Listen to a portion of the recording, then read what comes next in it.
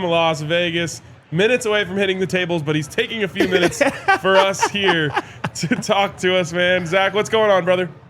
Well, I'll tell you what, guys. I'd be on the table. Can't hear Zach. Wait. Can the people hear him, or can we just not hear him? All right, you can go ahead and talk. All right. Here we go. I'm just going to keep talking. Okay, if I was hitting the tables tonight and had the same odds that the Broncos do to make the playoffs, I would never get off the tables because the Broncos have a 99.8% chance to make the playoffs. They have almost a 90% chance to win the AFC, and all they do is win. And that is what they're doing against the Raiders, guys. A 4-game win streak. Remember that the Broncos had an 8-game losing streak against the Raiders. That is so far in the past now. An 4-game win streak against the Raiders. Now 10 straight. And that is a big theme in the locker room after this game, is just how impressive that is. And I like that the players are understanding how tough this is, what they're doing right now. Bo said, we got to 11. It's more than we had last year, and we want more. And that's exactly what the Broncos locker room feeling is. This was a very, very workmanlike locker room after the game. Like, yep, we did what we needed to do. Check that off. Now let's go to Green Bay. In fact, Sean Payton and some players in the locker room were already talking about Green Bay and just how they're not scared of them and how that is a test, but that experienced already. And guys, that's exactly what this Raiders game was. This was an easy win for the Broncos. They controlled the game for 3 quarters after just a little sloppy first quarter by the defense. The defense stepped up, dominated the rest of the way. I know it was 7 points, and congratulations to Vegas for covering the spread and hitting the over with that last-second field goal. But the Broncos, I mean, they dominated this game, and they know it. The offense, guys, this is nearly an ideal offensive performance from the Broncos, not stat-wise, but just how they looked, guys. Bo Nix, you can't look at the stats. He had a fantastic game. Over 80% completion, which, by the way, is a career high for him in the NFL. He was slinging it. Somehow he doesn't end up with a touchdown pass, which is absolutely crazy. He really manipulated the pocket well, and I thought he said something very, very, very telling after the game. He said, essentially, in these past 3 games, I've been feeling really good with seeing the field in my vision, and that should scare the hell out of every team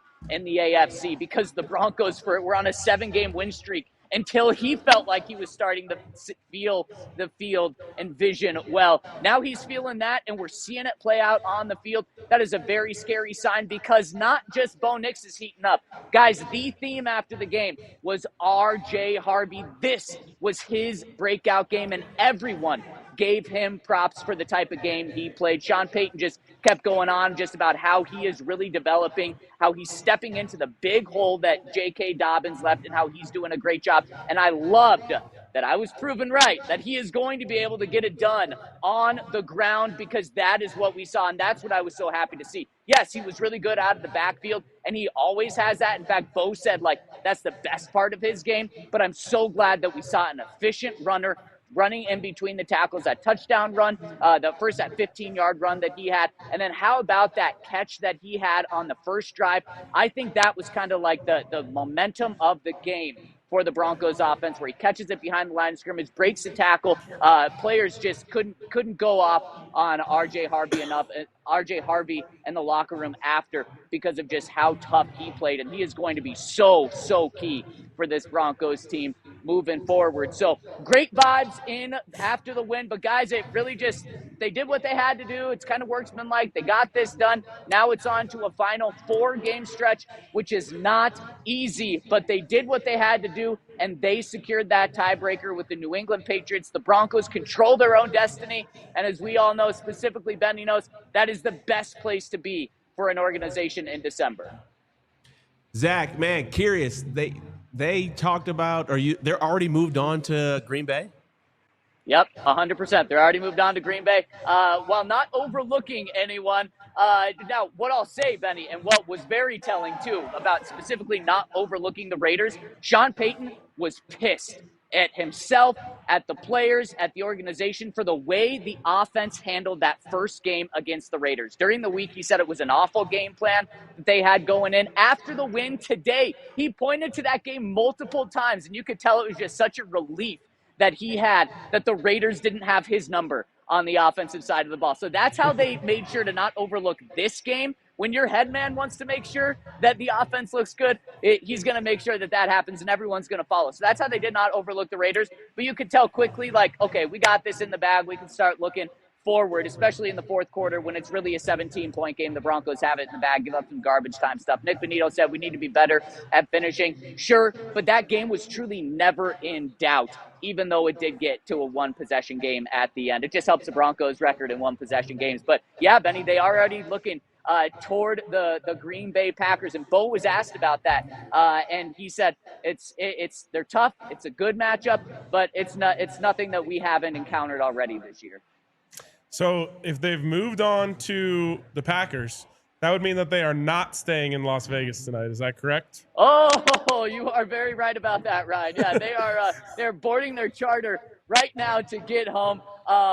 If the Super Bowl were here this year, then Sean would allow them to stay in Vegas after that sort of win. But no, not tonight. That's great. Although they did stay on the Strip last night, from what I understand. What they probably stayed at I forgot what we stayed. They probably stayed at the Encore. That's where we stayed when I was playing with Sean. That he likes that hotel.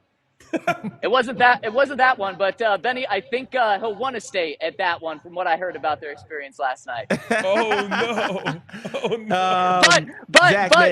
But they didn't have the 14 reasons why Sean was pissed, because of course that was one of the reasons why Sean was pissed after their joint practice against the 49ers earlier this year, was because the hotel was next to a concert venue that was going until 3 a.m. Despite that, the Broncos still looked really good today. Zach, there are a few lapses in the defense today. What did the defense, besides Nick Bonito, what are the defensive players saying about, the points that have been scored on them as of late, the last couple of weeks?